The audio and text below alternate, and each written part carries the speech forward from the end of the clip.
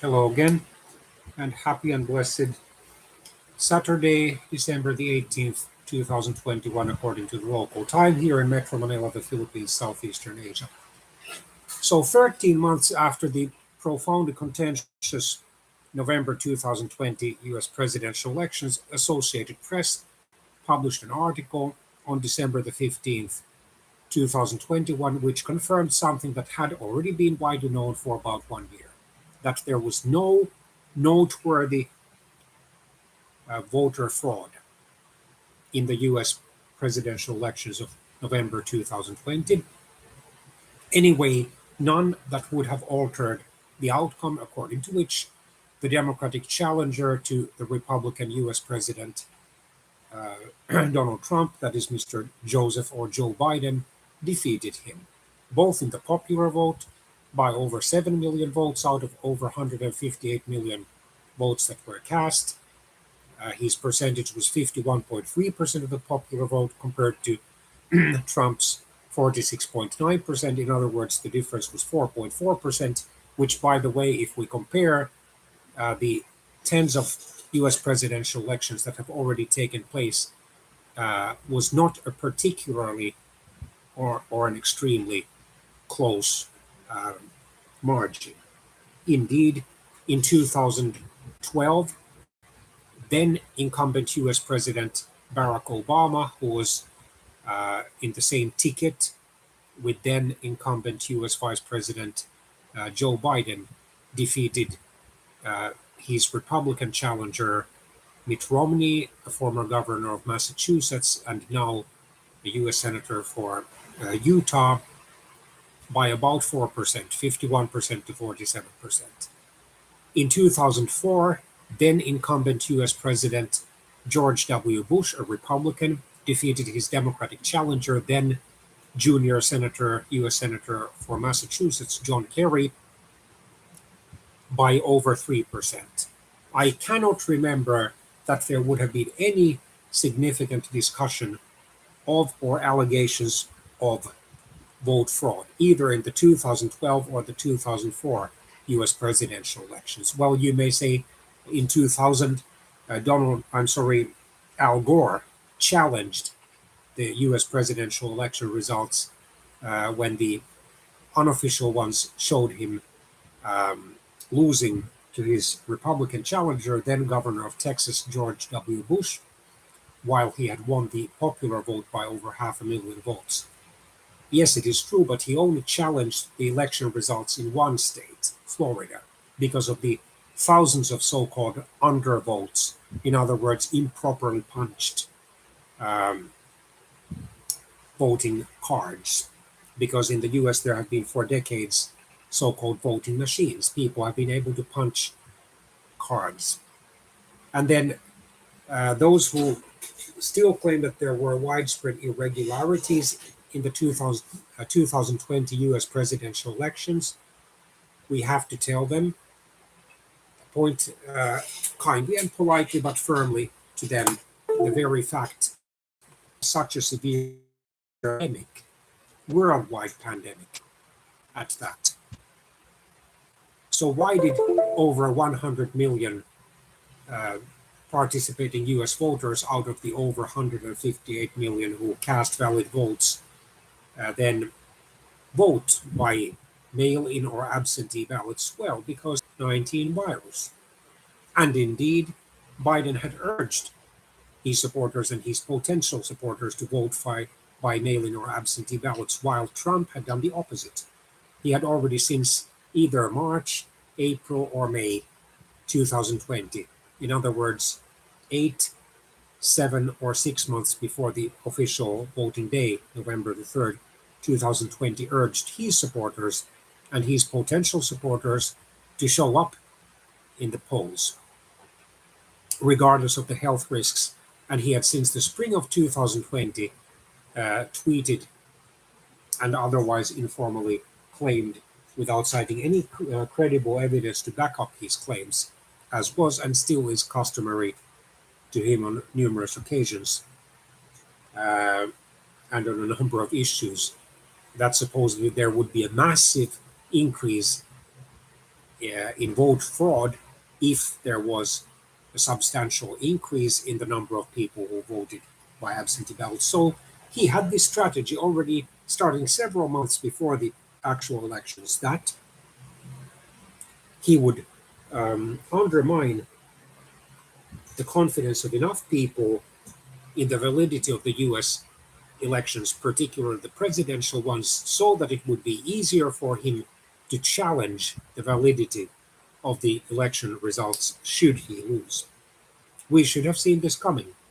4 years earlier, during his successful 2016 US presidential election campaign, and I remember this from a clip of the Fifth Estate, which is one of the investigative programs of the Canadian Broadcasting Corporation's television channel in Canada. Um, he declared publicly in one speech during that election campaign in 2016, "I will accept the election results if I win." Well, he did win. And yet, for over 1 year after those elections, which, by the way, the main loser, former US First Lady or presidential wife, and former US junior senator for New York, former US Secretary of State or federal foreign minister, Hillary Clinton, refused to challenge, even though she could have. After all, she had received 48% of the popular vote compared to Trump's 46%, so a difference of about 3 million votes. But she decided wisely to concede the election already the day after it took place officially, that is on November the 9th, 2016. And she told her supporters, while thanking them for their support, their votes, to give Donald Trump a chance to govern the United States as the incoming new US president. So, regardless of how severely and justifiably we can criticize Hillary Clinton, the fact is that at least she showed enough decency in order not to risk a constitutional crisis similar to the one that Donald Trump risked, whose culmination was then that violent riot on US Capitol Hill in Washington, D.C., the US Capitol, where tens of protesters were able to break uh, windows of the US Congressional building and storm into uh, the building where, of course, the civilians, normal civilian visitors are allowed, but they have to have passes. They have to have permissions to go there. And now, because of the COVID-19 restrictions, the public access to the US Congressional building, and indeed at the state level to the state legislatures, and at the local level to the city halls and town halls, is notably limited. Well, as a result, one protester, a former US Air Force pilot, Ashley Babbitt, who had veered in the 2010s into far-right politics, um, hoisted herself, or then she was hoisted by one or two fellow protesters through a broken window so that she would have been able to get into that area that was being um, protected by a number of congressional police officers. Then, as a precaution, a police officer who apparently panicked and feared that Mrs. Babbitt would have been armed, she wasn't, then shot her without intending to kill her in the neck. And despite the fact that the bleeding Mrs. Babbitt was rushed soon to a hospital in Washington, D.C., she quickly succumbed to her injuries because of the massive hemorrhage. So she was the direct casualty. And then there was one other pro-Trump protester who died of a drug overdose. Two others passed away because of heart attacks, and one Washington, D.C. police officer passed away at his desk, apparently because of a heart attack that had been caused by the trauma of that protest. So 5 unnecessary deaths resulted from Trump's stubborn refusal to accept the fact that he had lost the 2020 US presidential election. Even Al Gore 20 years earlier had not gone quite that far. He had given up 5 weeks into his protest because he had then discovered that it was impossible for him to try to overturn the Florida election results and with them the overall results of that presidential election, and to have tried to still challenge them would have risked the constitutional and legal and political crisis. So he wisely decided to concede the election, and on January the 20th, 2001, in his first inaugural address, the new president of the United States, George W. Bush, had commended Gore for his campaign that had been concluded with grace. So even Al Gore had more grace than Donald Trump. And then fast forward to late September 2021, when at last, after several months of, as it turned out, futile work, the ballots of Maricopa County, the most populous county or district or region of the state of Arizona, another state which Biden won very narrowly, was concluded. What was the result? Not only was Biden's victory in that most populous county of Arizona confirmed, but his victory margin grew by a few hundred votes. And still, Donald Trump falsely claimed on social media that this so-called frauded recount proved that there was massive vote fraud in the US presidential election. Total nonsense. And I can remember, I think, from the first half of December 2020, how then President Donald Trump, in one bizarre post-election video, claimed that tens of millions of votes had been miscounted. The fact is that if even tens of thousands of votes had been miscounted in any one of the 50 US federal states or any of the other special US territories like Washington, D.C., Puerto Rico, or in the Pacific region, Guam, that would have made headlines, printed and online headlines. And interestingly enough, all the Republican officials of his administration who dared to conclude that the election results were valid, including one man who was in charge of the Electoral Commission or Division of, I think, the US either Interior Department or Justice Department, and then one low-ranking woman who was interviewed by a journalist of CNN either in late November 2020 or in early December of that year, and then US Attorney General or Federal Justice Minister William Barr. They all concluded that there was no evidence of the kind of vote fraud that would have overturned the election. What was Trump's response? He fired all of them. And indeed, multiple members of his administration resigned in the final weeks of his presidency, especially after the January the 6th, 2021 riot in Washington, D.C. And unfortunately, this set a dangerous trend, which will be a challenge later in the 2020s and then later in the 21st century, not just in the United States, but worldwide. So people have to be trained or retrained, including those voters who have fanatically supported specific parties, political parties, or candidates, to accept the free and fair election results. So I'll go to the article after this lengthy introduction to this video. So published by John Fee, or Fay, spelled F-E-A, on December the 15th, 2021, on the currentpub.com website. Yeah, I should have noted that source in the comment or the description to this video. So the Associated Press, which is a major US-based press organization, newspaper and magazine organization and news agency, examined every potential case of voter fraud in the 6 battleground states And what were they? Arizona, Georgia, Michigan, Nevada, Pennsylvania, and Wisconsin, which contained, still in the 2020 US presidential election, 79 electoral college votes out of 538. And therefore, let's calculate 14.7%, so roughly 1/7 of all electors came from those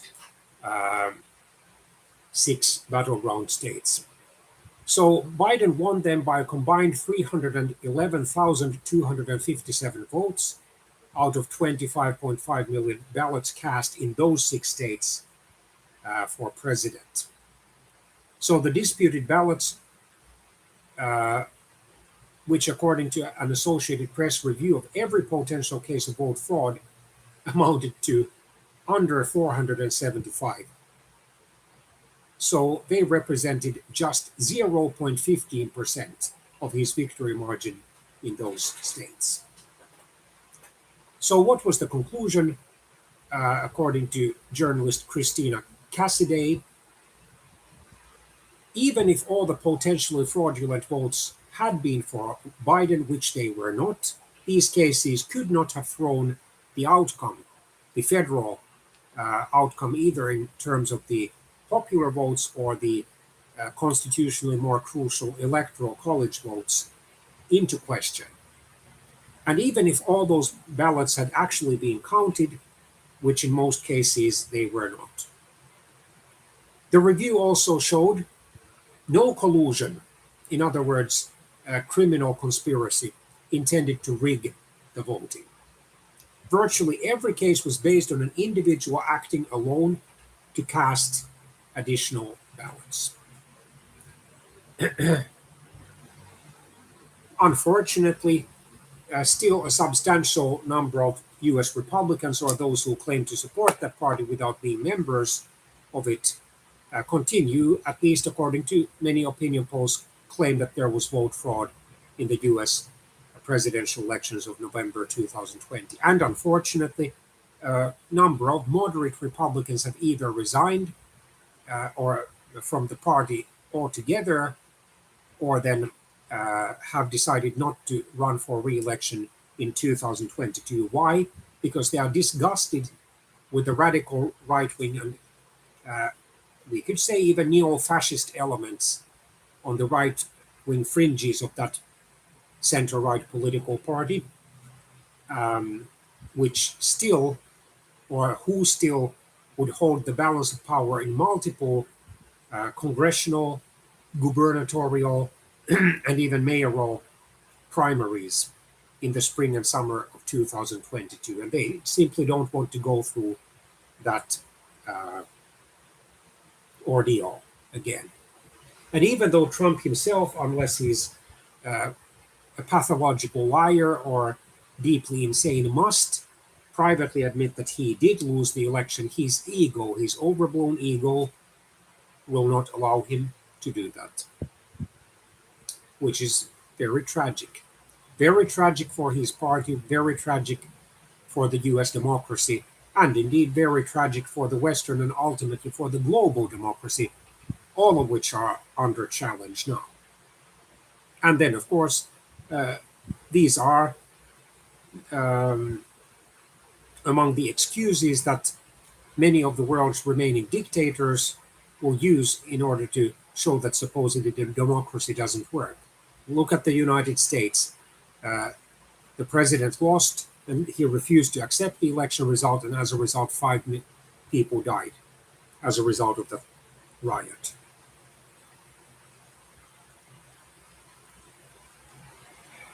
Okay, here's the rest of the article from the website apnews.com. Articles on the 6 preceding US presidential, 6 most recent US presidential elections.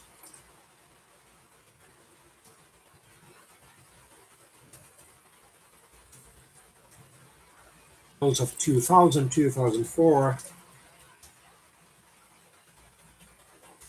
2008, 2012, 2016, and finally 2020.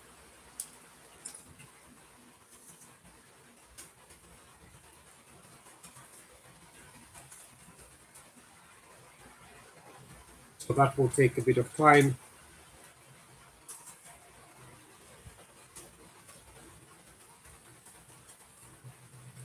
So please bear with me, those of you who are watching the video.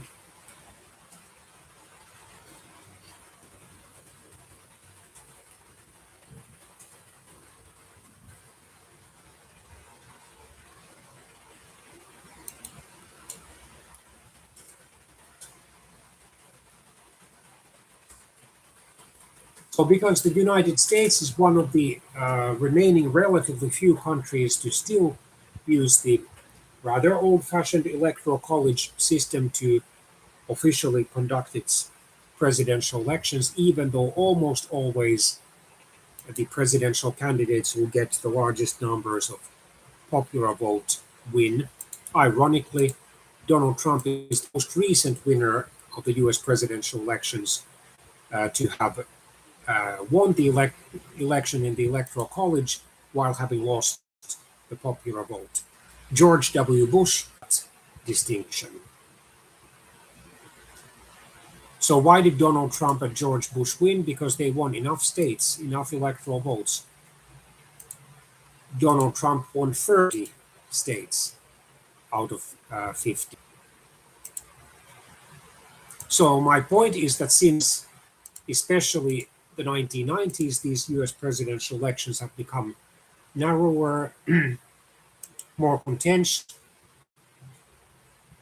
more closely fought, more bitterly fought between those Americans who are more or less apathetic or cynical about politics. However, interestingly enough, given all that apathy and cynicism and mocking of the uh, election process, and then the claims according to which uh, Democrats and Republicans are just about equally corrupt, so it doesn't really matter which one of the two main political parties wins because they are in alliance with the special interests, or that uh, some US voters and indeed some other Western voters and global voters cast votes reluctantly, basically to vote for the lesser of two evils or for the least of multiple evils. Okay,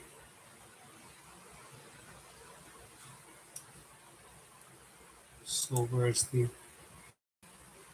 article? Yes, so Christina A. Cassidy published the original article to which the other journalist, John Fay, referred in the introductory article on December the 15th, 2021. So she reported from Atlanta, the capital of Georgia.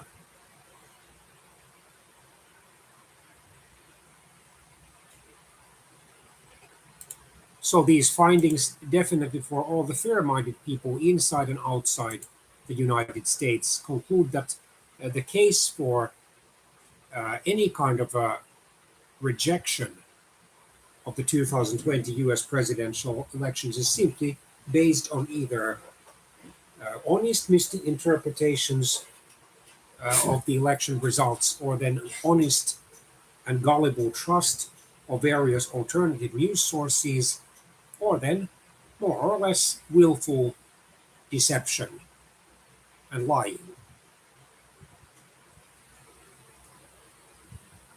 So the findings build on a mountain of other evidence that this US presidential election was not rigged, including verification of the results by, guess whom? Republican governors. And then the AP review that took months and encompassed over 300 local election offices is one of the most comprehensive examinations of the suspected vote fraud in the 2020 US presidential election. It relies on information collected where? At the local level. In other words, the cities and towns, which are the basic units of government also in the United States, where the election officials must reconcile their ballots and account for discrepancies. So this blows holes in the theory that the election was rigged. So, for example, former US Vice President Mike Pence, who reluctantly fulfilled his constitutional duty on January the 6th, 2021, by presiding over the counting and certification of the election results in the US Congress. Months after leaving office, he then claimed in a statement that there were numerous irregularities in the US presidential election of November 2020, and therefore in the future elections, they must try to ensure election integrity. I would agree with the last statement, not the first one. There were no numerous irregularities that would have been caused by willful vote fraud. Most of those irregularities can be explained already by the mere fact that there was such a massive increase in the number of absentee and mail-in ballots. Why? Because so many American voters were afraid of getting sick with COVID and possibly dying, just by the simple act of exercising their democratic constitutional right to vote.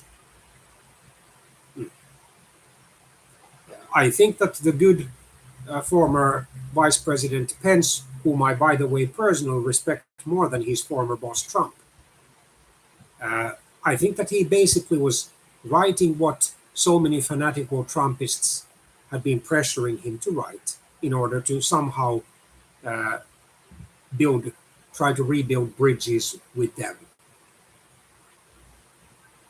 While he stopped short of claiming that Biden is not the legitimate US president, he was basically catering to those fanatical pro-Trumpists who claim that supposedly Trump is an illegitimate president. But then again, such claims have been made throughout the US political history.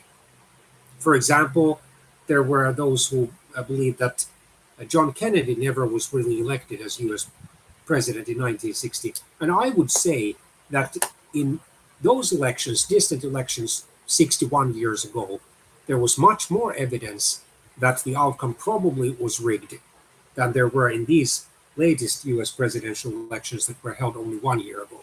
Why?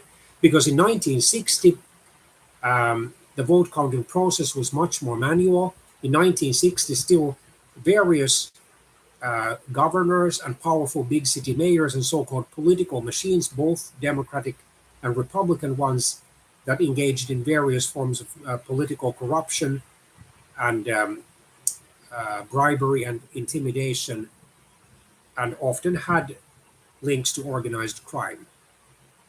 They were much more powerful and influential if they wanted to influence the US elections, local, state, and federal ones. And besides, in 1960, multiple millions of Americans were denied the right to vote because of their ethnic or racial origin or skin color, most notably African Americans, Native Americans, and Hispanic Americans. And then the few Asian Americans who were of voting age probably also experienced similar forms of discrimination. And then, especially in many then heavily Democratic southern US federal states, vote fraud was so common that relatively few public officials or even journalists or educators dared or bothered to raise their voices against it. Indeed, then presidential candidate of the US Democratic Party, Senator and Senate Majority Leader Lyndon Johnson, most likely had won the 1948 Democratic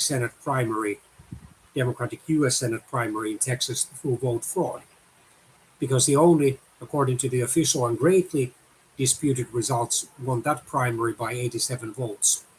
And then the reluctantly certified votes included, curiously, some 200 votes that had been cast in alphabetical order. Probably Johnson justified this by the allegations that the other guy, the other candidate, was just as fraudulent as he was. Because the fact was that still back then and until the 1960s, or even the 1970s, to some extent even later, winning the Democratic primary for statewide offices in Texas and numerous other southern U.S. Um, federal states basically guaranteed victory in the general election.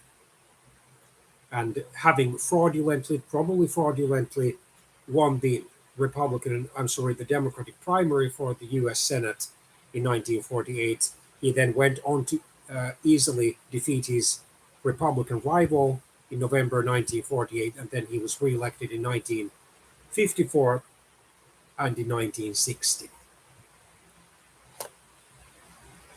But let's get back to this article.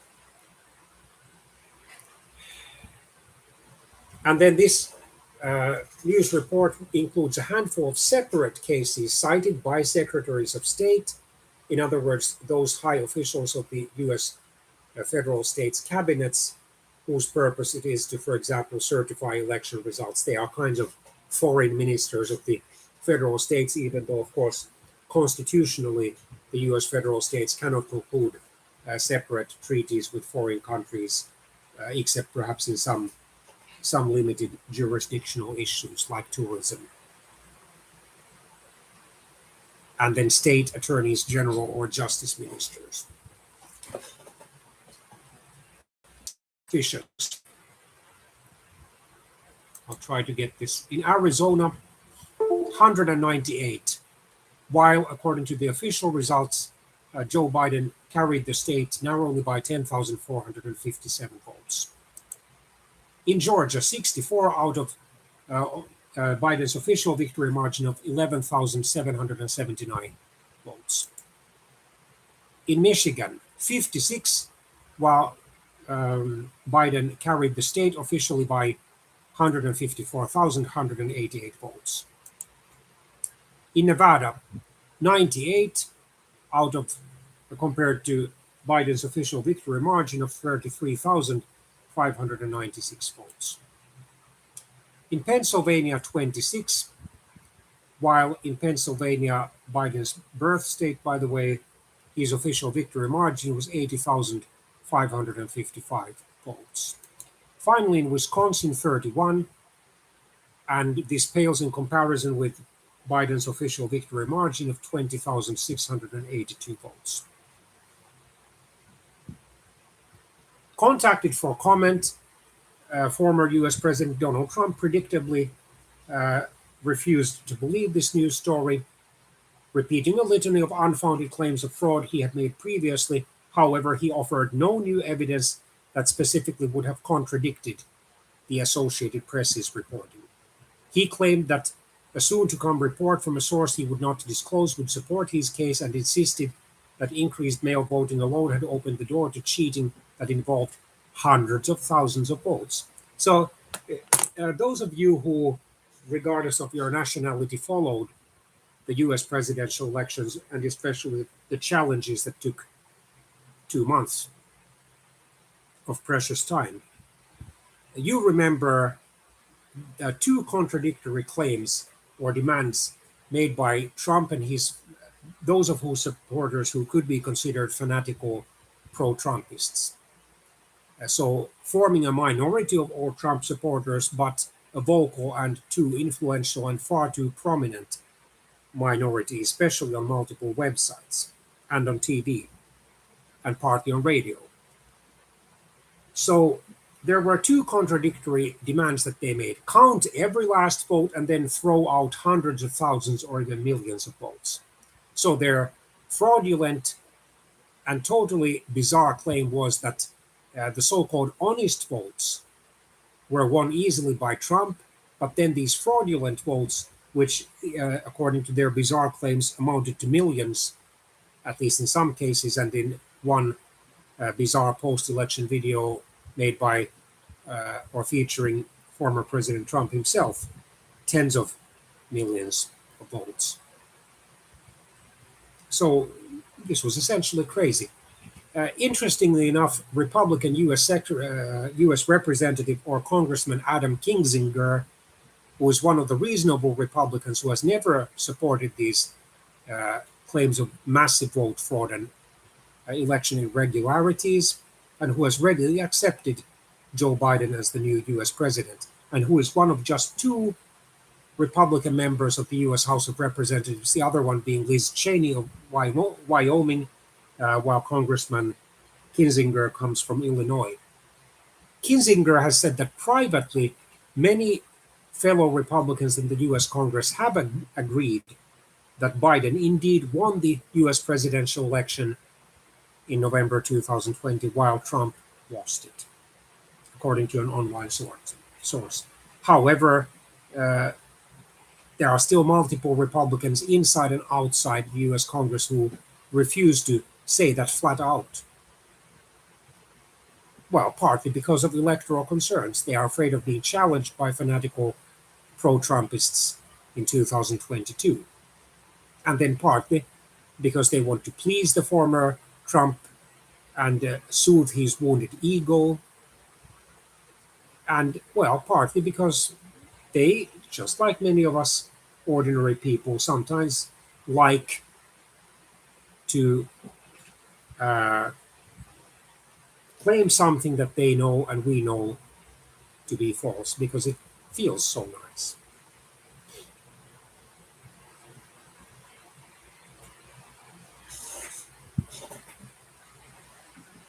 Trump claimed, "I just don't think you should make a fool out of yourself by saying 400 votes." These are some of the culprits in the so-called massive election fraud that Trump falsely says deprived him of a second term in the White House. A Wisconsin man who mistakenly thought he could vote while on parole from jail. A woman in Arizona suspected of sending in a ballot for her dead mother. A Pennsylvania man who went twice to the polls, voting once on his own behalf and once for his son. However, these cases were isolated. There was no widespread coordinated deceit. And whenever there are these vote fraud allegations, if they are credible at all, almost always they involve certain fanatics, certain manipulative and criminally minded people from two or more political parties or groups, never from just a single one. So if there was vote fraud in the US presidential election in November 2020, and there probably were some isolated cases of it, the culprits were most likely, with an almost 100% certainty, both Democrats and Republicans, and then there may have been a few supporters of some minor parties like Libertarians and Greens, and a few or some registered independents, or people who classify themselves as independents. The cases also underscore that suspected fraud is both generally detected and exceptionally rare.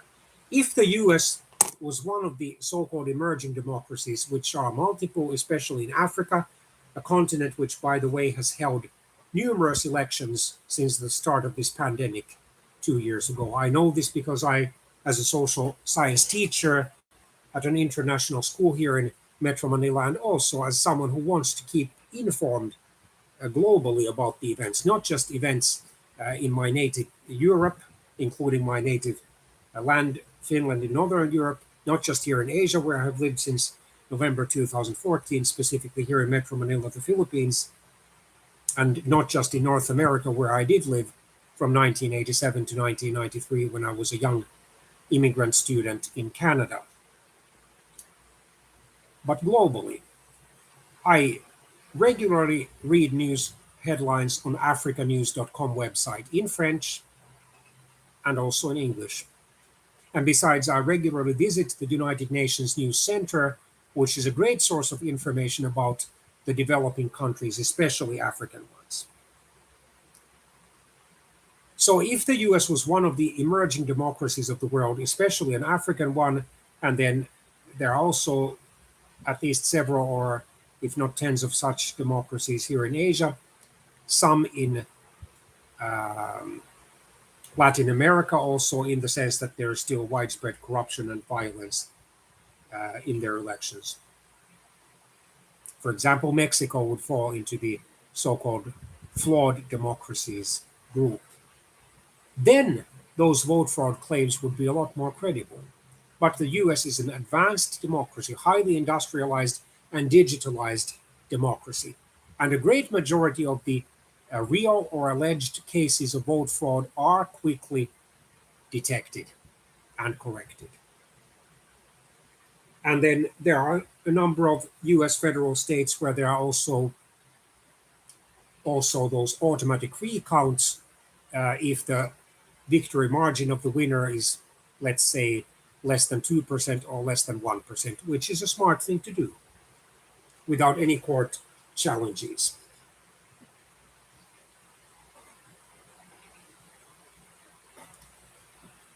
George Christensen, election clerk for Milwaukee County in Wisconsin, said the following: voter fraud is virtually non existent. So, what he meant was that the proven cases of vote fraud are so rare that they very rarely result in any kind of uh, altering of the election outcome.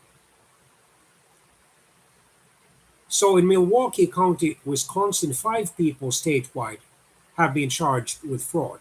So just 5 people out of nearly 3.3 million ballots cast for president.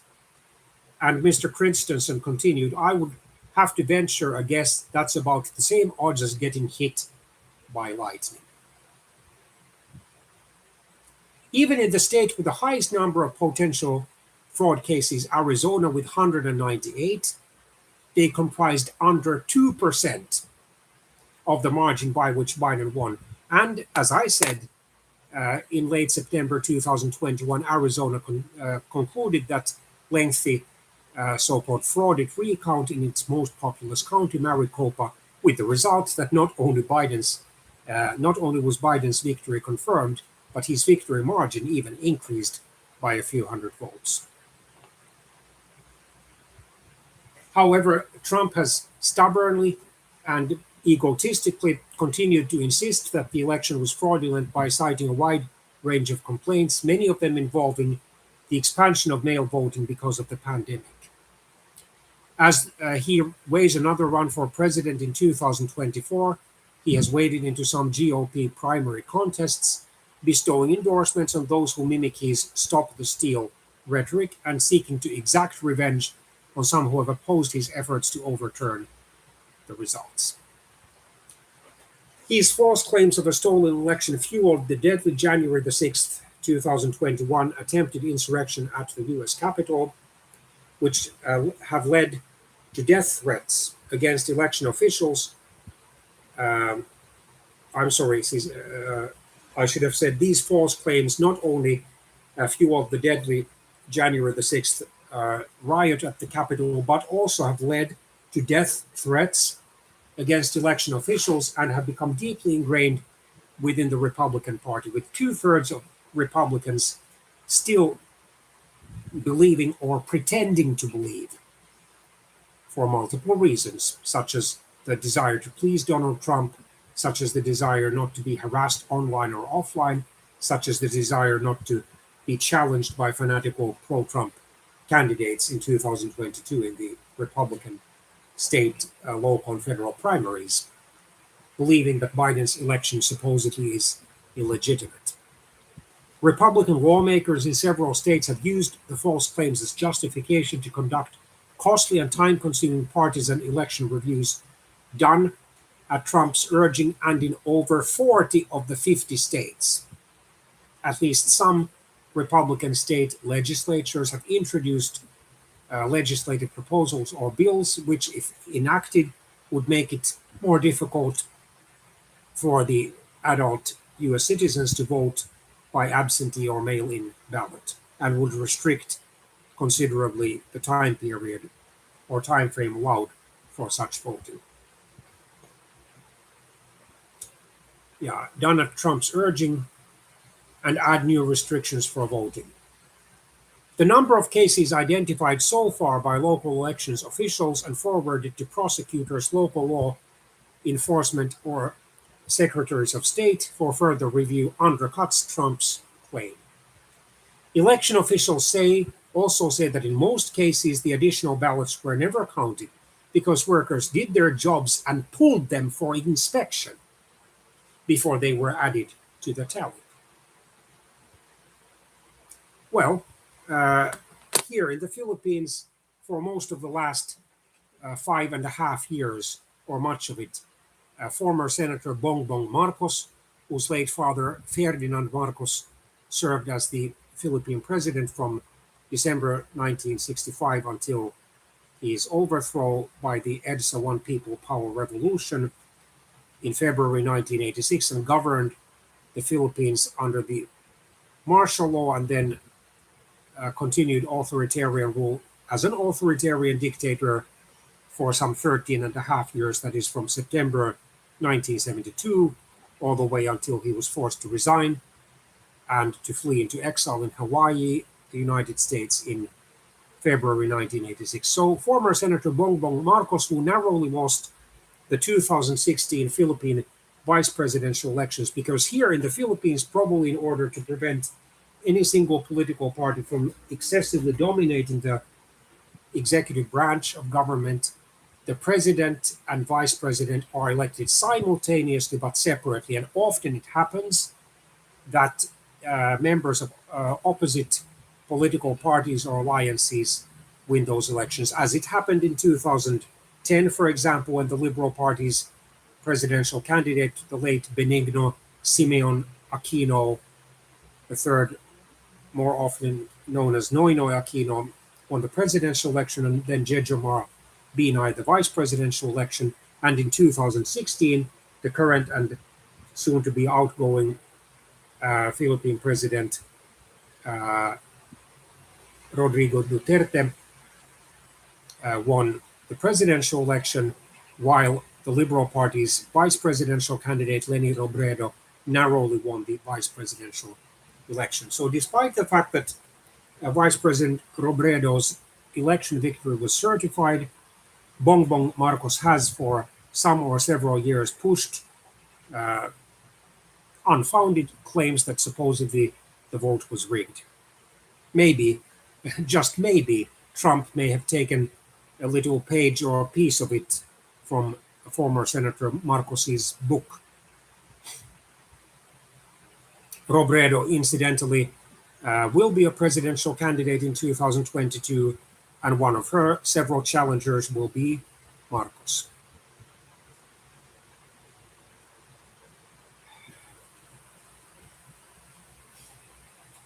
Amber McReynolds, a former director of elections in Denver, Colorado, and the founding CEO of the National Vote at Home Institute, which promotes mail voting, stated the following to journalists.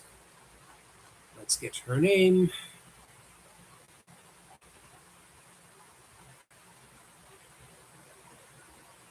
Cassidy, or Cassidy. Yeah, Cassidy was probably a typing error, but Cassidy is the following one. Yeah, so Ms. McReynolds stated the following to journalist Cassidy. There is a very specific reason why we don't see many instances of fraud, and that is because the system, meaning the voting or electoral system, is designed to catch it. Why? How? Well, for example, by uh, requiring the voters to show some valid piece of ID. So, a valid passport, driver's license, perhaps a valid student ID card for those who are still studying, or a similar one. Maybe even for those who are uh, on social welfare assistance, or Medicaid or Medicare, they could show the latest check, benefit check, or document. Um, anyway, any credible and valid piece of identification. And then those who are in the better paid professions, including college or university uh, education, information technology, engineering, big business, and so forth could have their identi- uh, identification cards or similar documents proving that they are employees or employers of those institutions and they are legitimate US citizens. And then if the voter who claims to be eligible cannot produce a valid ID of voting, then normally he or she will not be allowed to vote until either he or she finds a valid uh, piece of identification or someone, for example, an election official, can vouchsafe for or guarantee that person's identity. Usually, some city or town official or clerk, such as clerk, can identify that person. Because, of course, the cities, towns, counties, and federal states have constantly updated records of residents, legal residents, and especially legal citizens, to flag it and then hold those people accountable. So, White House spokesman Andrew Bates said that the Associated Press's reporting offered further proof that the election was fairly conducted and decided contrary to former President Trump's claims. So, why does he keep pushing those claims even though there is a growing mountain of evidence to contradict him? Because he's so selfish, he's so proud, he's so egotistical, and he's an extremely bad loser.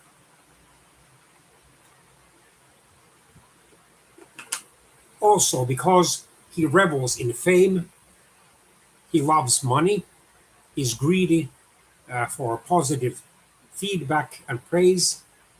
Actually, he has at heart a wounded ego.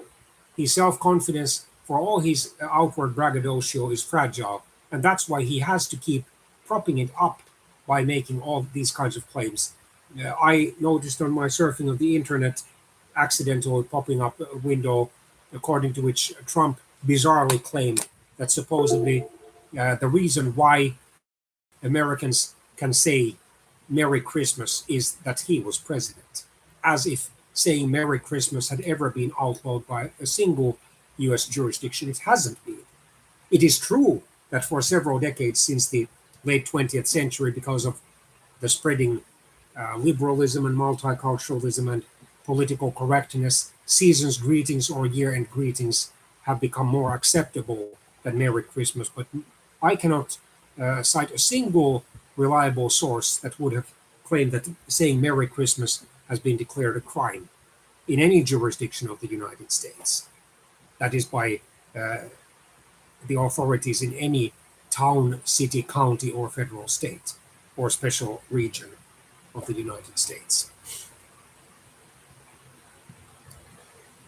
So Trump has, without citing any credible evidence, claimed that more votes were tallied than there are registered voters and that thousands of mail in ballots were cast by people not being on voter rolls. So either legally dead people or non citizens or non residents.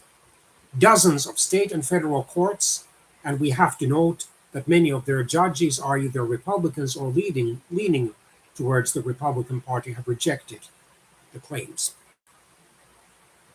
Said White House spokesman Andrew Bates, each time this dangerous but weak and fear ridden conspiracy theory has been put forward, in other words, the elections being marred by vote fraud, it has only cemented the truth more by being completely debunked, including at the hands of elections authorities from both parties, meaning from both Democrats and Republicans, across the nation, non-partisan experts, and over 80 federal judges. Experts say to pull off stealing a presidential election would require large numbers of people willing to risk prosecution, then prison time and fines, working in concert with election officials from both parties who are willing to look the other way. In other words, willing to allow vote fraud to take place without interfering. and everyone somehow would keep quiet about the whole affair. So, as Dr. Todd Grande, who has uploaded hundreds of thoughtful videos about mostly US criminal cases and similar ones, concluded in his, uh, in my opinion, totally appropriate examination of the late Mrs. Ashley Babbitt, who has been idolized into a patriotic martyr by some fanatical pro Trumpists. Mrs. Babbitt believed this nonsense and gave her life for it, of course, without intending at first to. I don't believe that when she traveled to Washington, D.C. before January the 6th, 2021, she actually would have even suspected being going to her early death. She was only 35 when she passed away as a result of that defensive, uh, unintentionally fatal bullet wound that she suffered in her neck.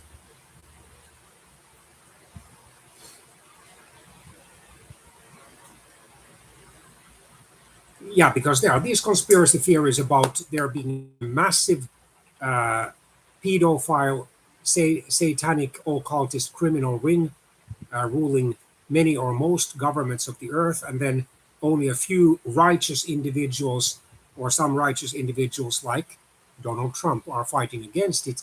And this so called deep state conspiracy then uh, rigs and decides elections, and then those who try to defeat the system are then uh, defeated in the next elections or are forced to resign or are killed and so forth. Most of that theory is simple nonsense. David Becker, a senior trial attorney in the Justice Department's, U.S. Justice Department's or Federal Justice Ministry's Civil Rights Division during the presidencies of guess whom? Bill Clinton and George W. Bush, so a Democrat and a Republican, who now directs the nonprofit Center for Election Innovation and Research, concluded the following: it would be the most extensive conspiracy in the history of planet Earth. But these conspiracy theories abound, and especially in turbulent times such as these, with a worldwide pandemic, there are multiple conspiracy theories. And as two Finnish experts on conspiracy theories concluded, academicians or some other qualified people, it may have been a couple, 2 or 3 years ago, uh, they concluded that many conspiracy theories already fail the test of credibility because uh, they multiple times follow basically the same formula. They just say, change the people's, organizations, and places names, and of course the specific time frames. So the conspiracy theories are based on the idea that you cannot trust the news, you cannot trust what the officials tell you, you cannot trust the government. Well, the more extreme ones say that you cannot trust basically anyone who disagrees with you if you are convinced that you are correct and he or she is or they are wrong.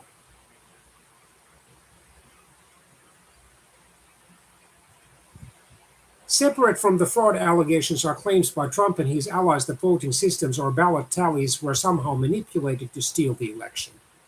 However, both Democratic and Republican judges across the United States have dismissed those claims as unfounded, including a federal judge in Michigan who ordered sanctions against attorneys allied with Trump for intending to create confusion, commotion, and chaos in filing a lawsuit about the vote counting process without checking for evidence to support the claims. And even Trump's former Attorney General William Barr, whom he fired effective at Christmas time 2020, said in early December 2020 that the election uh, was not rigged. In other words, there was no indication of widespread fraud that could have changed the election's outcome. What was Trump's response? He fired Barr. So this basically shows that Trump doesn't want to be told the truth when it is not in his favor. Of course, there are many million people, millions and millions of people like that all around the world, but it's really tragic that we now live in a moral climate in the 2020s where such people can be elected even as heads of state, as presidents or as heads of government. Well, of course, in the presidential republics, the presidents simultaneously serve as heads of government. But then in those countries that have a semi-presidential or parliamentary system, the prime ministers are the official heads of government. So such individuals include former President Trump or similar ones, then the populist right wing to far right, depending on the classification and the criteria, Brazilian President Jair Bolsonaro, who will be seeking re-election in September and possibly October 2022. Then there is that Chilean businessman,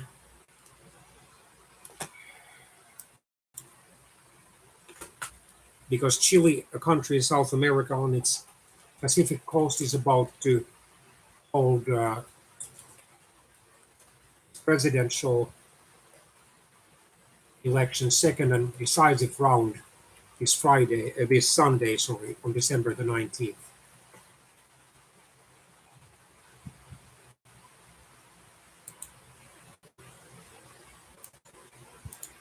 Consulted multiple sources, including French language websites or articles. Yeah, it's Jose Antonio Cast, who is the Social Christian Front's candidate, facing Mr. Gabriel Boric, who is a congressman of the left-wing Social Convergence party. Yeah, so actually, Mr. Cast is a member of the Chilean Republican Party, and his alliance is the Christian Social Front, while Mr. Boric belongs to the Apruebo Dignidad, or Approved Dignity alliance. So there is a high chance that Mr. Cast will be elected as the new Chilean president, and that will then increase political tensions in that South American country. Those of you who have followed the Chilean history, have read it, you know that half a century ago, between 1970 and 1973, the first freely elected Marxist, albeit democratic socialist, president of the entire continent of Latin America, Mr. Salvador Allende, tried to transform Chile into a socialist democracy according to the so-called La Via Chilena al Socialismo, the Chilean road to socialism. But then he tried too hard and quickly to change the country socio-economically and politically. As a result, Chile became deeply polarized. Its economy virtually collapsed, with hyperinflation running already in, above 200% per year, if not 300% per year. And then General Augusto Pinochet led a right-wing and a far-right coup against President Allende in September 1973. Rather than surrender to the rebels, Allende committed suicide just hours after concluding his dramatic farewell address on live radio. And then in Africa, former South African President Jacob Zuma, who, despite being 79 years old and in poor health, was recently ordered to return to jail. He was charged with contempt of court for failing to appear in his corruption trial. He had been forced to resign in 2018. And then, for example, the Ethiopian Prime Minister Abiy Ahmed, despite having received the 2019 Nobel Peace Prize, has vowed to defeat the insurrection against him based on his decision to postpone the Ethiopian parliamentary elections, which were allegedly fraudulent. In Tigray, northern Ethiopia, there has been that revolt against his government since November 2020, with many refugees having fled into the neighboring Sudan. In Europe, we have Viktor Orban, the authoritarian, illiberal democracy prime minister of Hungary, and then a softer version of him, the right-wing populist Mateusz Mazowiecki, the Prime Minister of Poland. Not to mention then the far-left dictator of Belarus, or post-communist dictator of Belarus, basically an autocrat, Alexander Lukashenko, who has been in office since 1994. Or then in the neighboring Russia, Vladimir Putin, who is an authoritarian dictator, who has been in office as president from 2000 to 2008 and again since 2012. And constitutionally can still serve, will still be able to serve as the Russian president until 2036. Or here in Asia, the outgoing Philippine president, Rodrigo Duterte, who has made numerous really nasty statements about his political opponents and about the human rights and other international organizations that have raised concerns about the legal security of Filipinos who are allegedly linked to drug trade. And thousands of them have been killed under suspicious circumstances, including multiple children and teenagers whose guilt has been at least very questionable. And he has dismissed their deaths, many, probably most of which have been wrongful, and none of those victims shot on the spot under his orders by police officers or soldiers have had the least possibility to defend themselves. I can remember a 17-year-old high school student who owned a candy store here in Metro Manila who was dragged to his death across a basketball court. He was supposedly a drug pusher or someone who carried drugs, and then he was shot dead on the spot without being arrested and placed in detention, or without having had the chance to defend himself with an attorney or through an attorney.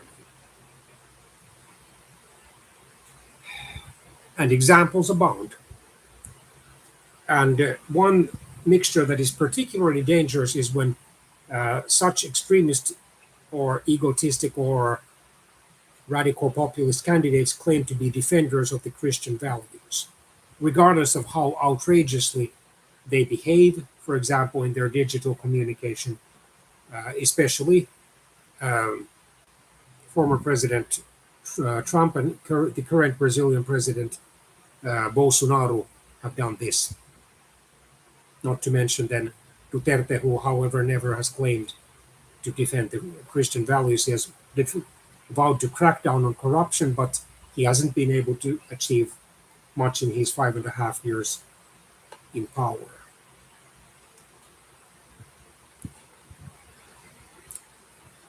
Okay.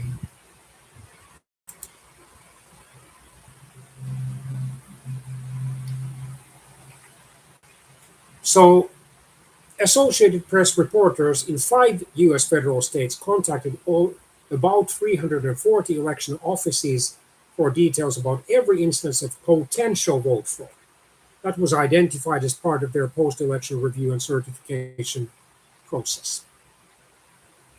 So what happens is that after an election is over, officials research voter records to crack down on these people who have either voted without being legal voters, or then have voted on behalf of someone else who have cast 2 or more votes.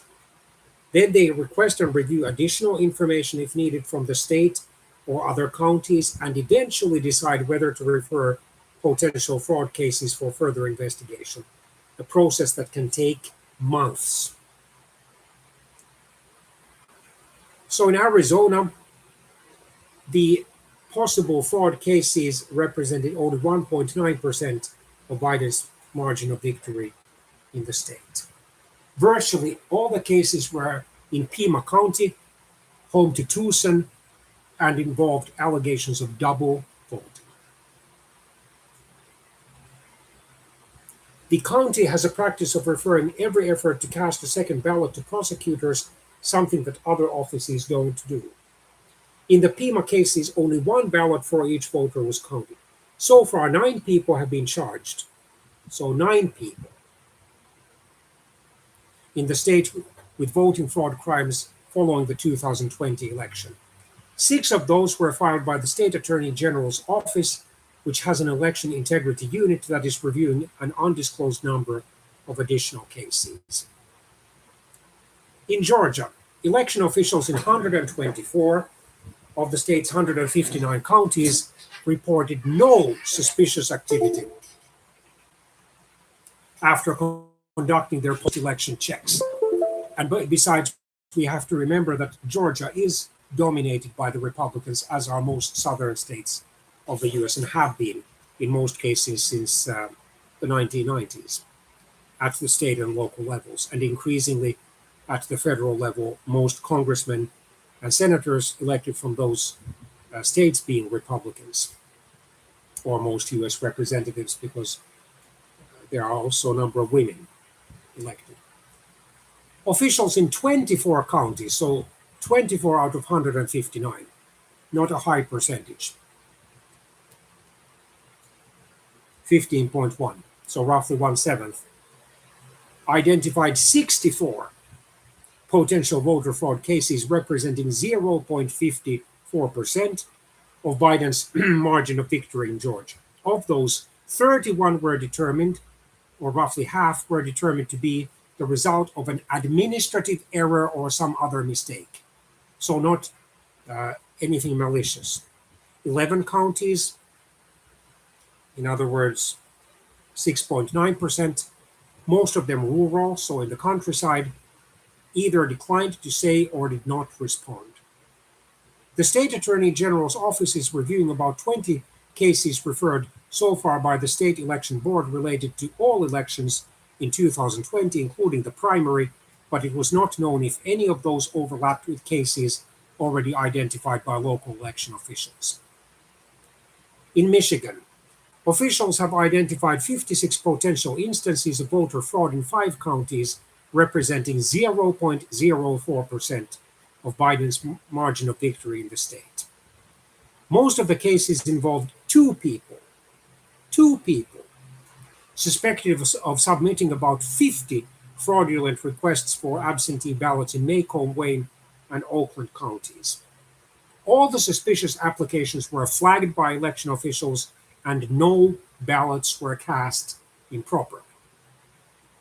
In Nevada, local officials identified between 93 and 98 potential fraud cases out of 1.4 million ballots cast, representing less than 1/3 of 1% of Biden's margin of victory.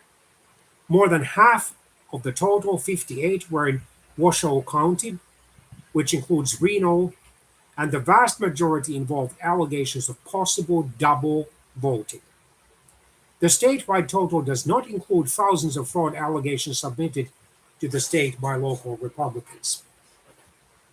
Republican Secretary of State, note Republican, not Democratic, Barbara Sagabsky, has said many of those were based largely upon an incomplete assessment of voter registration records and lack of information concerning the processes by which these records are compiled and maintained. It is not known how many remain under investigation. Then Pennsylvania, by the way, Biden's birth state, even though he represented the state of Delaware on the U.S. Eastern Coast in the U.S. Senate for 36 years before becoming the U.S. Vice President in 2009. So in Pennsylvania, election officials in 11 of the state's 67 counties, so 16.4, roughly 1/6, identified 26 possible cases of vote fraud, representing 0.03% of Biden's margin of victory. The elections office in Philadelphia refused to discuss potential cases with the Associated Press, but the prosecutor's office in Philadelphia said it has not received any fraud-related referrals. Then finally, Wisconsin. Election officials have referred 31 cases of potential vote fraud to prosecutors in 12 of the state's 72 counties, so exactly 1/6, or 16.67%, representing about 0.15% of Biden's margin of victory.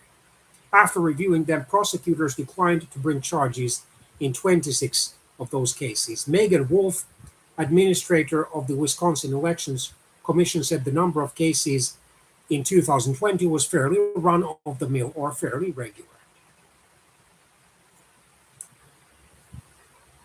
The Associated Press's review found the potential cases uh, of fraud ran the gamut, so followed certain patterns. Some were attributed to administrative error, so no evidence of malicious vote rigging, or voter confusion, once again, no uh, evidence of any malice or deliberate vote fraud, while others were being examined as intentional attempts to commit fraud.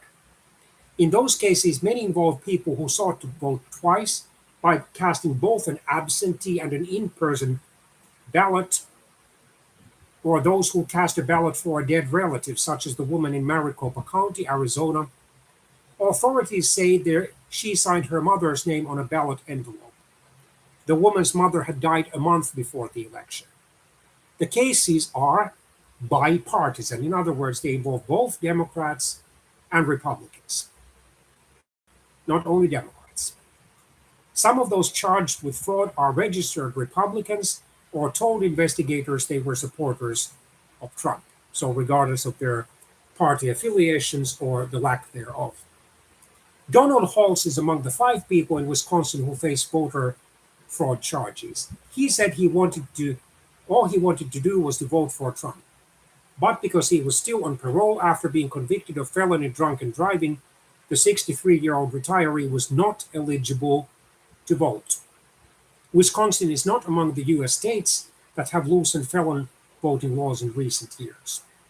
Well, I come from a country, Finland, that is so liberal that it allows even the prisoners who are in jail to vote, although I think relatively few of them do. And at least still in the 1980s, it went so far as to allow uh, mental asylums, the mental asylums patients of adult age and Finnish citizenship to vote.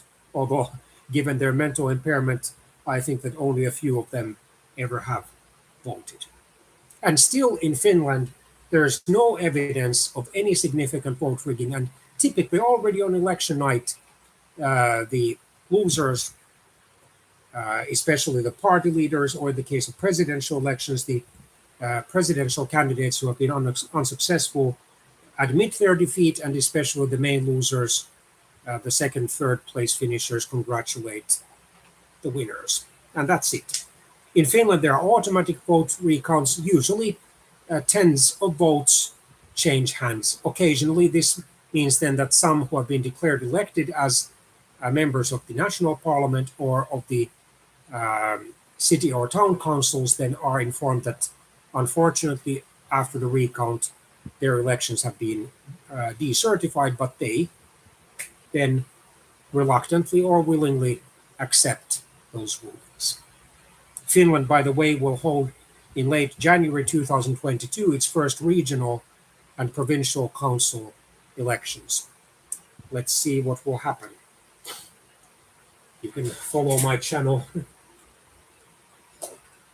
if I have enough time, because I'm a busy teacher most of the year.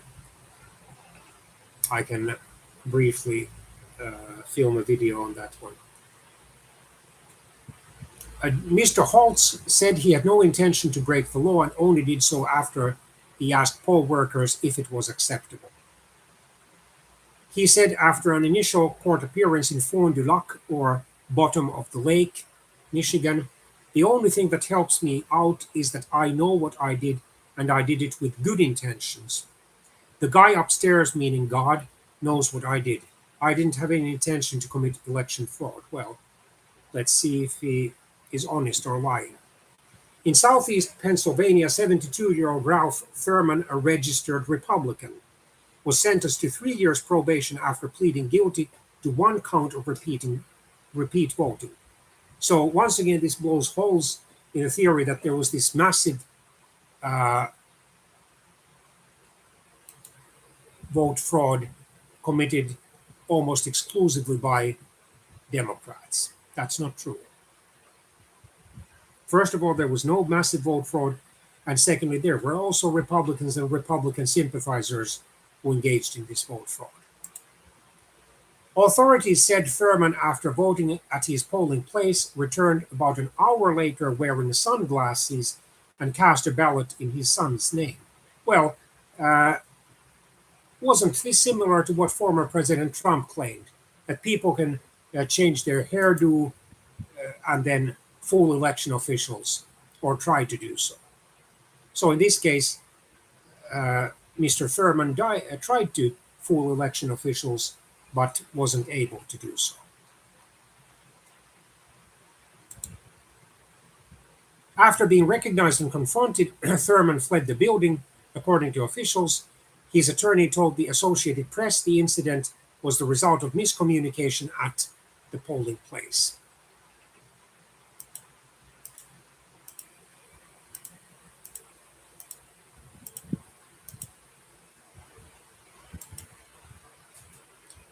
Then, Las Vegas businessman Donald Kirk Hartle was among those in Nevada who raised the cry against election fraud. Early on, he insisted someone had unlawfully cast a ballot in the name of his dead wife, and state Republicans then exploited his story to support their claims of widespread fraud in Nevada. It turned out that someone had cast the ballot illegally, Hartle himself. He agreed to plead guilty to a reduced charge of voting more than once in the same election.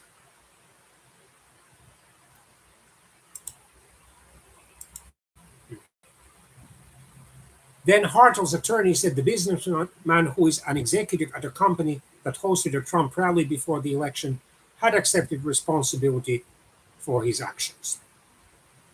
Additional fraud cases could still surface in the weeks and months ahead. One avenue for those is the Electronic Registration Information Center, a data sharing effort among 31 states aimed at improving state voter rolls. The effort also provides states with reports after each general election with information about voters who might have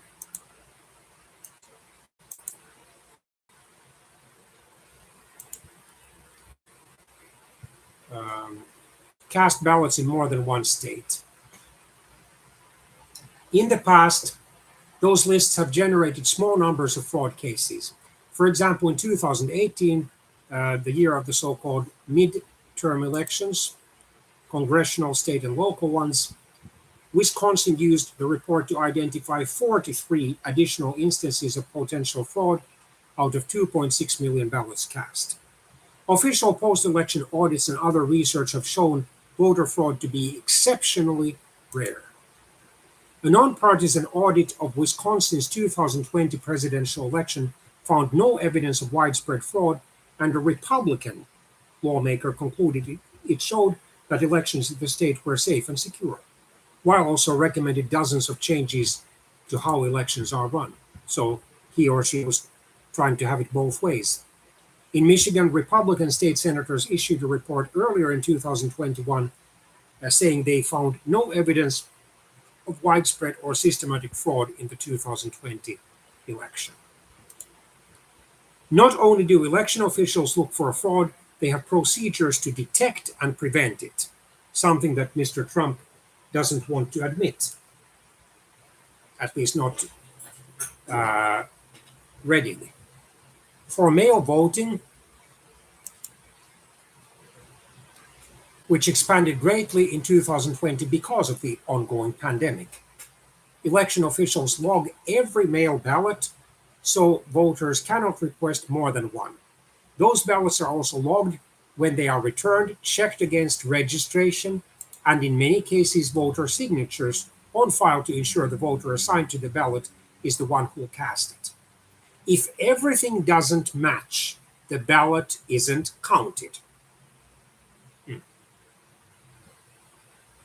Jennifer Morrell, a former local election official in Utah, which is, by the way, a heavily Republican state, and Colorado, which is a more closely balanced state by its partisan loyalties, who advises election officials on security and other issues, says often we don't get to fraud. Say we have evidence that something might not be correct, we ask the voter to provide additional documentation. If the person doesn't respond, the ballot isn't accepted. The fraud never happened. If a person who requested a mailed ballot shows up at a polling place, this will become apparent when they check it. Typically, poll workers either cancel the ballot that was previously issued, ensuring it's never counted, or ask the voter to complete a provisional ballot that will only be counted if the mail ballot is not. In Union County, Georgia, someone voted in person and then election officials found their ballot in a drop box. Since the person had already voted, the ballot in the drop box was not counted and the case was referred to the State for Investigation. Deputy Registrar Diana Nichols said. The final step is the canvassing process in which election officials must reconcile all their counts, ensuring the number of ballots cast equals the number of voters who voted. Any discrepancies are researched, and election officials provide detailed explanations before the election can be certified. Often, an administrative error, in other words, no intentional case of vote fraud, can raise questions that suggest the potential for fraud. In Forsyth County, Georgia, election officials were asked by Arizona investigators for records confirming that a voter had also cast a ballot in Georgia last November. It turns out that voter didn't cast a ballot, but was listed as having done so. Why? Because their investigation number was mistakenly associated with another voter's record in the county's system, according to a letter sent by county election officials. In other cases, it could be as simple as a voter signing on the wrong line next to another person's name in a paper poll book, something that often is done, and probably in most cases is done, out of genuine carelessness or haste or fatigue, instead of any willful attempt to engage in vote fraud. In a paper poll book at their polling place. Once researched, it quickly becomes clear no fraud, in other words, intentional attempt to vote falsely or to trick election officials occurred. So it's really sad that such conspiracy theories keep surfacing, but we live in challenging times. So I'm going to, for the benefit of my students, copy and paste this one.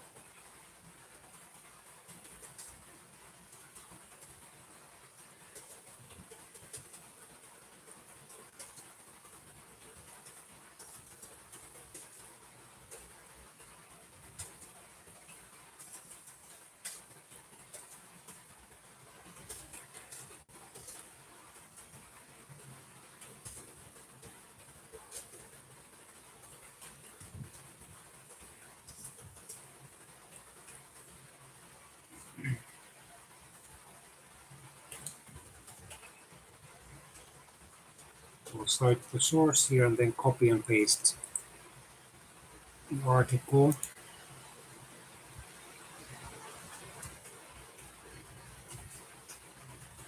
And this is important because some of my students are concerned about, I can reveal without identifying the student, that one of my students seemed to imply that the US media, mass media, is too biased against Trump and is not taking seriously those left-wing Democrats or liberal Democrats who are trying to change the US institutions.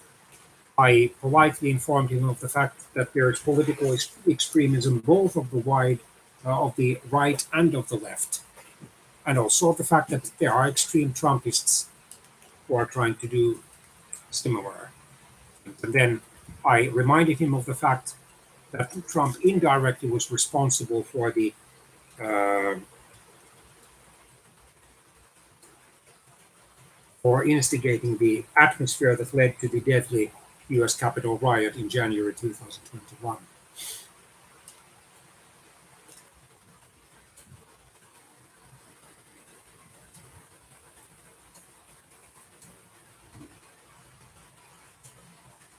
Yeah, it's so sad.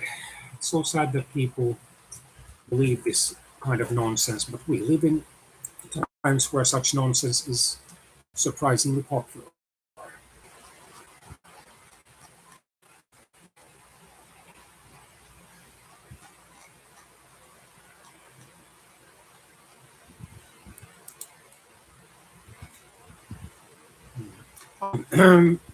Very thankful to those Associated Press journalists who took the time, took several months of their precious lifetime and career time to conclude this investigation. So now we know uh, specific evidence that there was no widespread fraud in the 2020 US presidential elections. Hmm. Now we have specific evidence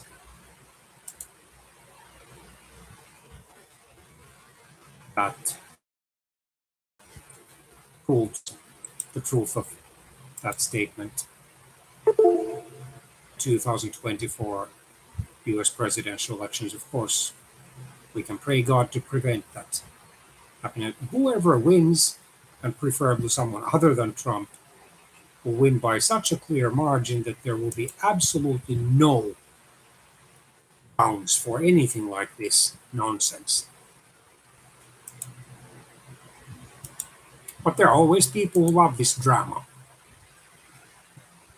and who love these conspiracy theories.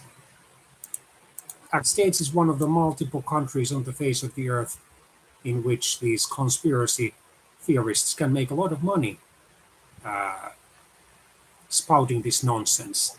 In most cases, the conspiracy theories are found to be without any credible evidence at all. It has become, for example, in the United States, although by no means exclusively, just there, an industry.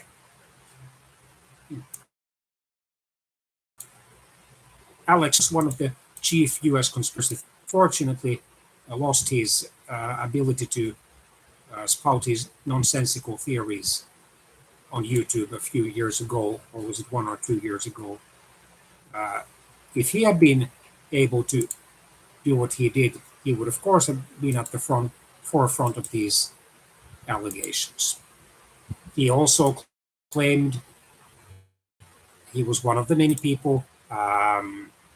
Barack Obama ordered the assassination of one of his most prominent critics and opponents in the US Supreme Court, Associate Justice Antonin Scalia, who died while visiting Texas on a weekend in February 2016. Never mind the fact that Scalia was already 79 years old and was in poor health. He had multiple life-threatening illnesses and health conditions. He was overweight. He was a smoker, despite being a heart patient. In other words, he had coronary heart disease. He was diabetic. He had high blood pressure and hypertension. And shortly before his death, his doctor had concluded that the justice was too sick to have a corrective surgery on one of his two shoulders. And I forgot to mention one more life-threatening condition. He had sleep apnea. So periods of breathlessness while sleeping. So concluding already from his advanced age, 79, and many people in their late 70s die quietly, even if they are not especially sick, because their bodies simply have worn out. And then the fact that he led a busy and sedentary lifestyle, he rarely exercised, and he had considerably gained weight during his 29 years in the US Supreme Court, and he had multiple serious life-threatening illnesses and serious medical conditions. We can conclude that with a virtually 100% assurance he died of natural causes. So let's look at briefly a comparative analysis of 6 US presidential elections, those of 2000, 2004, 2008, 2012, 2016, and 2020. So the 2004 US presidential election was a very close one in terms of both the popular vote and the electoral votes. The voter turnout was only 51.2%, however, maybe largely because so many voters had been disgusted and disillusioned by the 8-year scandal-ridden presidency of the outgoing President Bill Clinton. So George Bush received 271 electors from 30 states and received 47.9% of the popular vote. He was then the Republican governor of Texas, while Al Gore, who was the US vice president of the Democratic presidential candidate, got 266 electors because one of his electors voted for his vice presidential candidate, Senator Joe Lieberman. Gore carried 20 states in Washington, D.C. However, he did get 48.4% of the vote.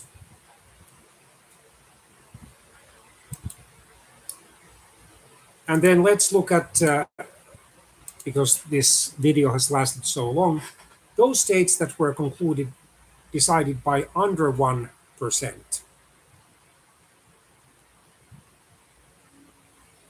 So the really close states.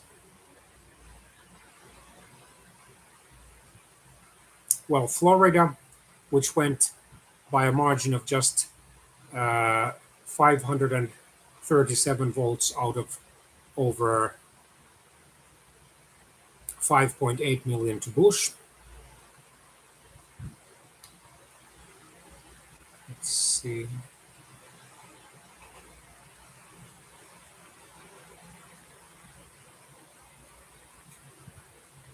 Is that the only really close state? It seems, no. New Mexico, which went by a margin of just 0.06%, or in terms of the absolute number of votes, 366 to Gore.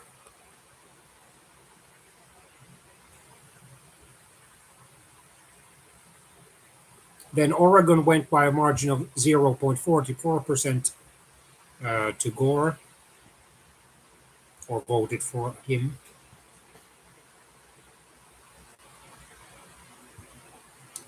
And then Wisconsin was carried by Gore by a margin of 0.22%. In 2004, then incumbent US President George W. Bush of the Republican Party was reelected by 286 electors, voted for him from 31 states and 50.7% of the popular vote. The Democratic presidential candidate, US Senator John Kerry of Massachusetts, got 251 electors because one of his electors voted for his running mate, Senator John Edwards. Kerry only carried 19 federal states and Washington, D.C., but got 48.3% of the vote, despite having lost the election only by 2.4% of the popular vote and by, as it turned out, 35 votes in the Electoral College. He decided not to challenge the election results. In 2008, US Senator Barack Obama of Illinois easily defeated fellow US Senator John McCain of Arizona. The voter turnout was up to 58.2%, while it had been 56.7% in the 2004 US presidential elections. Oh yeah, I forgot to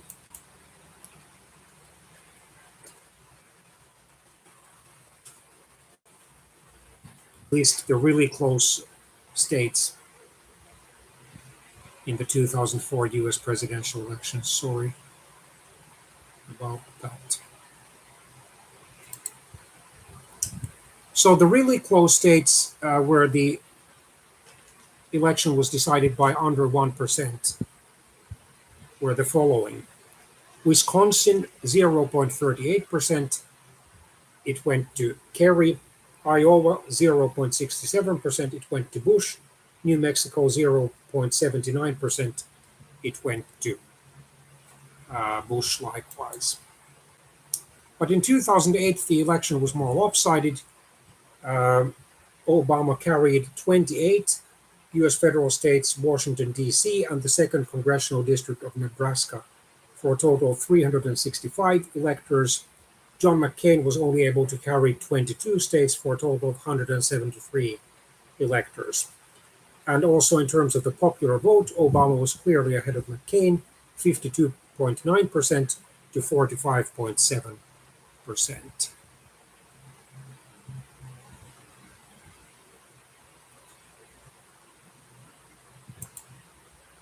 And then only 2 US federal states were decided by a margin of under 1%.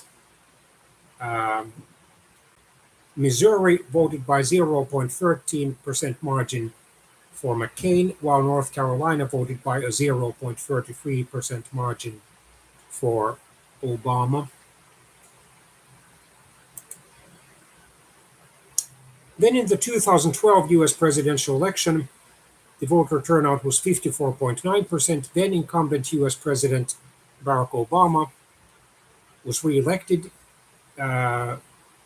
with his running mate Vice President Joe Biden, having received 332 electors from 26 US federal states and Washington, D.C., and in the popular vote, they received 51.1%. While Mitt Romney, who was running with Paul Ryan, took 206 electors from 24 states and received 47.2% of the popular vote. Romney immediately and graciously conceded the election to Obama.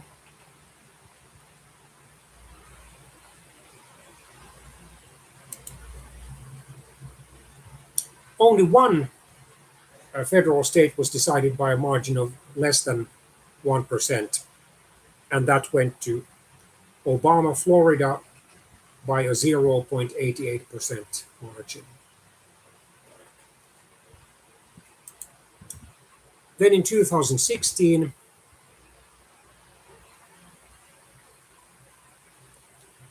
the Republican candidate, businessman Donald Trump, defeated the Democratic candidate, former U.S. First Lady, former U.S. Junior Senator for New York, and former U.S.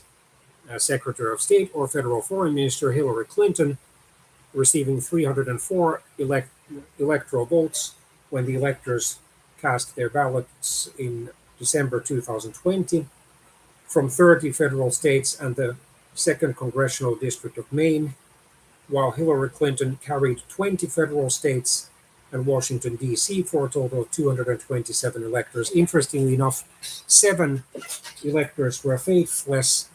They deviated from their pledges.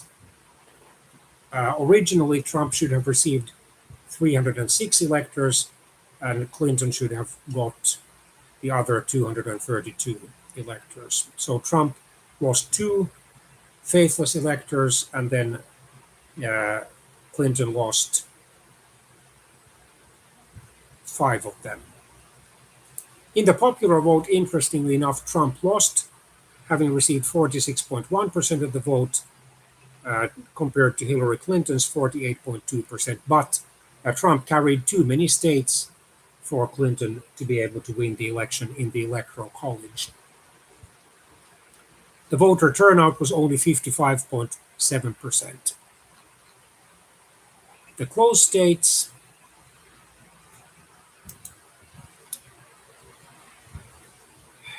Trump was able to carry the following close states by a margin or margins of under 1%. Michigan 0.23%, Pennsylvania 0.72%, Wisconsin 0.77%. Out of the four very close states that were decided by under 1% each, Hillary Clinton was only able to carry New Hampshire by 0.37%. And then the 2020 US presidential election, where the estimated voter turnout was up sharply to 66.2%. Sorry, that was the highest US presidential election voter turnout since 1900, when most US women, even white ones, could not vote, and most people of color in the United States, meaning Native Americans, African Americans, Hispanic Americans, and Asian Americans, could not vote either. But most of the voters were white men in the US back in 1900, as of course was the case in many other countries where the elections were held and which were independent at the time. So Joe Biden won the election by 306 electoral votes. His running mate was junior Senator, US Senator Kamala Harris of California. Those 306 electors for Biden and Harris came from 25 US federal states, Washington, D.C., and the 2nd Congressional District of Nebraska. While the incumbent US President Donald Trump and his running mate, incumbent US Vice President Mike Pence, only received 232 electors from 25 US states and the 2nd Congressional District of Maine. In the popular vote, the Biden-Harris ticket won by over 7 million votes, receiving 51.3% of the vote, compared to the Trump-Pence tickets, 46.9%. In absolute numbers, 81,268,924 American citizens voted for the Biden-Harris ticket, while 74,216,154 American voters supported the Trump-Pence ticket. And then these close states, well, you probably already know them.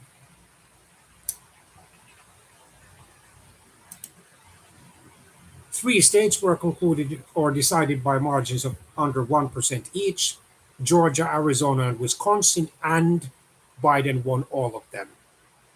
Georgia by 0.23%, Arizona by 0.31%, and Wisconsin by 0.63%. So I hope and pray that this election fiasco will finally be concluded, although some people would like to keep it going. May God bless and protect and encourage and heal and keep you all safe. Bye bye.